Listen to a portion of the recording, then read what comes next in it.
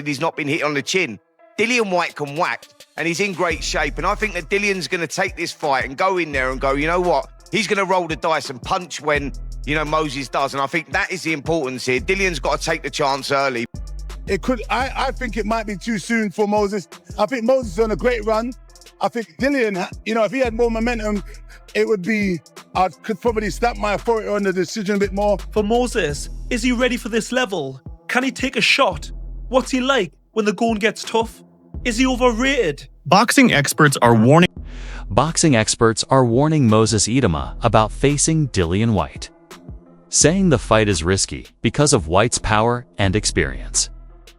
Dara Chisora is surprised Whyte chose to fight Itauma, noting the young boxer is still developing and not yet on the same level. Many believe Moses should gain more experience before facing such a dangerous veteran to avoid risking his career too early. I had a phone call a couple of weeks ago. They offered me to fight Moses Itauma in Saudi.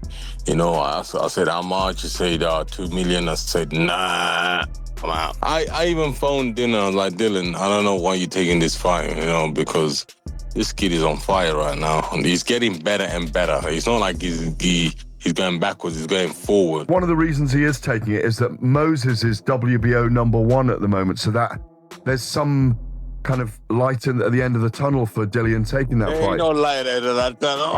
I agree with you. I don't think Dillian gets beyond 4 or 5 rounds. You're crazy. There's no light at that tunnel. That kid is, no, you're mad. No way. Even Lawrence Okoli said Moses is bad. Dean Whyte also warns that Dillian might be too big of a challenge for Moses at this stage. While Moses is talented and shows great promise, Dean says this fight is about more than skill. It's about experience and the ability to handle pressure. He believes Moses has a long career ahead and should not rush into facing someone as seasoned as Dillian, who has fought under high-pressure conditions against top fighters. He's the new kid on the block, the kid with the thunder. Big punch in southpaw. He's predicted to be the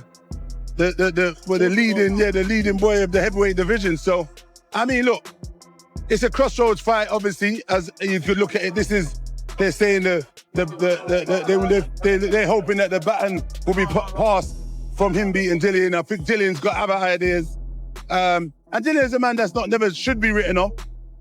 I think it might be too soon for Moses. I think Moses is on a great run. I think Dillian, if he had more momentum, I could probably stamp my authority on the decision a bit more. But still, Dillian's pressing, he's working hard. And if Dillian's up for it, that experience, is going to play a pivotal role in that fight.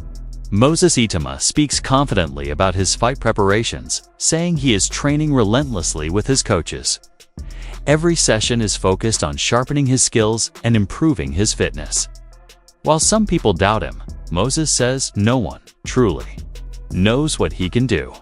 He trusts his own strength, mindset, and ability to handle the pressure of facing a veteran like Dillian Whyte. His goal is clear: to follow his game plan and prove he belongs in the ring with one of the sport's most experienced heavyweights. There's nothing to kind of deal with, because it's like the only thing you can do is either get angry or ignore it.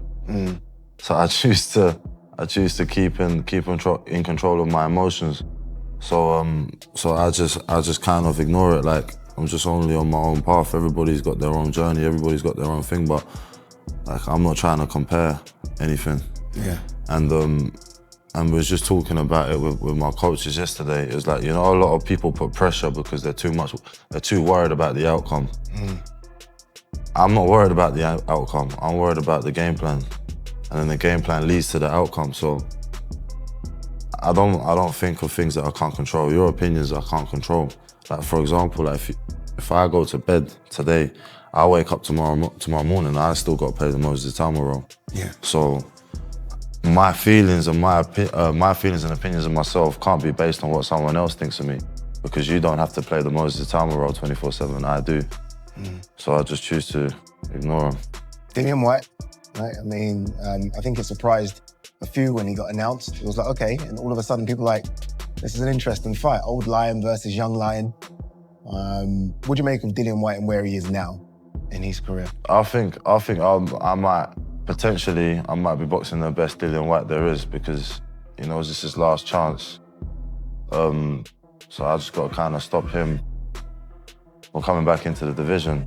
To be honest, for a long time, Dillian Whyte sends a clear warning to Moses: do not underestimate him. He says his years of experience, grit, and fighting spirit make him different from anyone Moses has faced. Dillian believes his time in the sport, battles against top opponents, and survival in tough fights give him an edge that youth alone cannot match. He's coming into this fight with a point to prove, and Moses should expect a dangerous opponent who won't back down. I ain't frustrated me, I was frustrated people talking and then when they come and see him in shape and different mindset, then they start changing their minds and opinion. I'm like, yo, I have the same energy, bro. I have the same energy. When I'm 118, 120 kilos, I have the same energy, because now I'm light and I look like I'm in shape. Then now everybody's like, oh, yeah. I'm like, yo, come on, man. You know, I don't need to be 100% to win some fights, because I'm a fighter. I know what to fight. He's had more amateur fights than me and all of this other, you know. He's doing what he's meant to know. And one thing is, he's got the what's the word I'm looking for? The ignorance of inexperience. You know, I didn't say it right, but I'm tired. Yeah. Ignorance of youth or whatever it is. Yeah, I'm not a chump, bro. You know, I'm not a chump. You know, obviously people writing me up, but I'm not a chump. I'm not a chump. So this will happen Saturday. Dillian, one word. What can we expect on Saturday night? What I always bring, man, I always bring that. With me, there's always that unpredictability in the ring, you know what I mean? One of Dillian Whyte's training partners reveals that Dillian is in the best shape he's been in for a long time. His punches have real power, his footwork is sharp, and his endurance during sparring is impressive. The partner says Dillian's focus is unmatched, and he is taking this fight extremely seriously, which could mean big trouble for Moses. I sparred Dillian the last time when he fought against Fury, and he developed very good. Like, he's in good shape for his upcoming fight against Itauma. I think he's in great shape. Analysts praise Moses Itauma for his maturity, discipline, and skills despite his young age. With over 20 amateur fights and countless sparring sessions, he already has solid experience. However, they point out that this fight is a huge step up.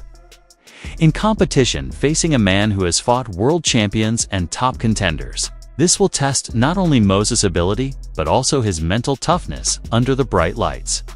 You know, Itauma only had about 20 or so amateur fights. He has done a lot of sparring, but again, sparring is behind closed doors.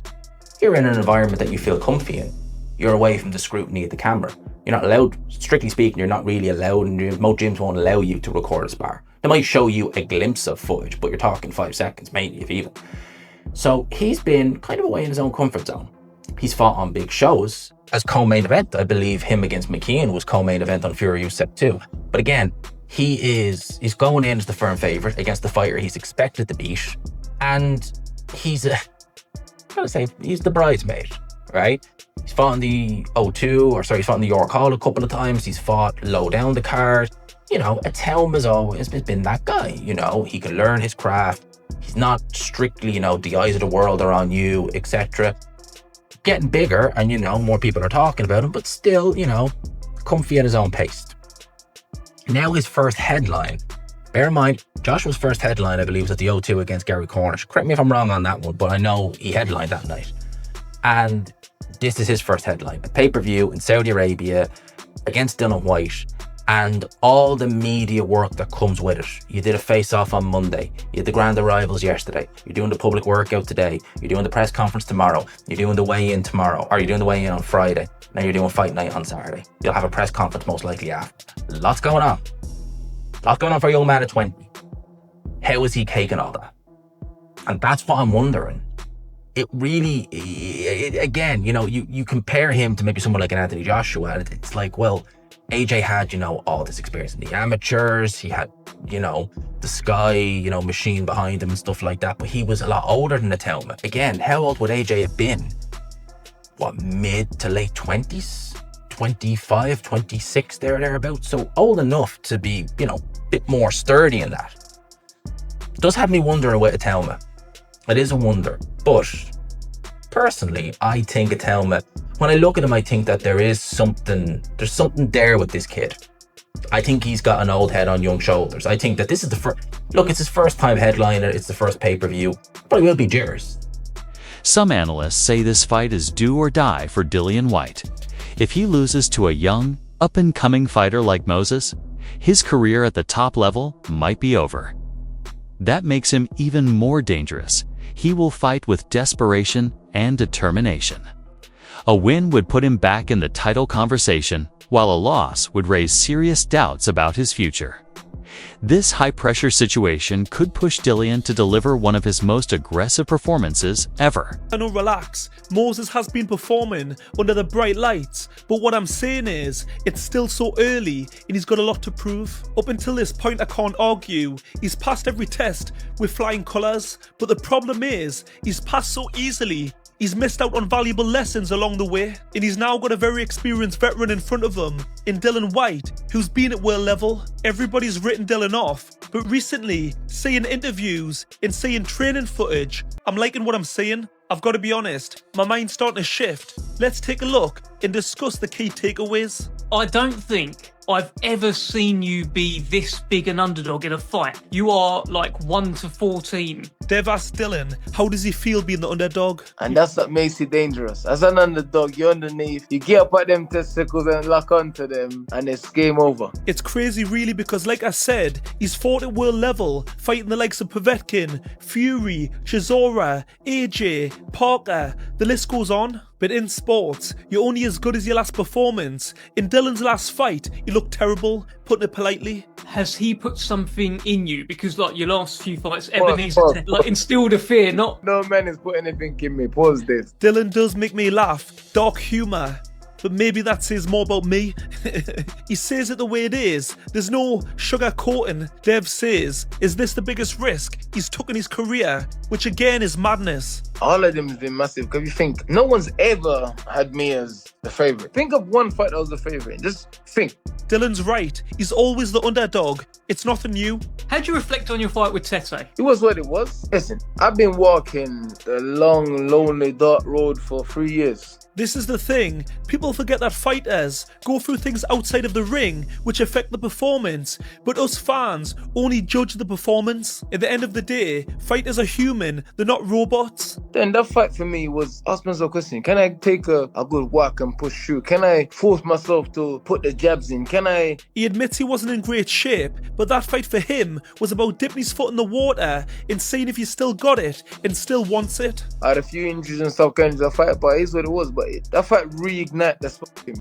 A TalkSport analyst notes that while Dillian didn't look his best in recent fights, this time he seems different.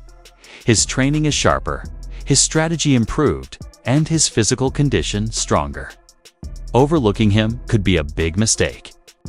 This fight is not just a test for Moses, it's also Dillian's chance to remind everyone of his true abilities. We've not really seen him, and that's where his weakness could be. Of course. I mean, if you try to go out there and blast him out, you playing into his hands, because he's young, he's fast, and he can punch. So sometimes you gotta walk him down. You've been part of the Dillian Whyte team now. Dillian Whyte joined you, right? He left Mark Tibbs and said, okay, I need Buddy McGirt. You've been part of the team for a while. Do you have any say on the opponent? So does he come to you, for example, and say, look, okay, this is what we want to do, and then you can kind of give him guidance? Or is it a case of, this is the opponent, get me ready for this opponent, buddy? Well, it's like this. In a situation like this, when they come to you, he said to me, listen, buddy, this is what they're putting on the table for me. I said, so what do you want to do? I mean, I don't want to say, yeah, and you're not feeling it. I want to see what you're feeling.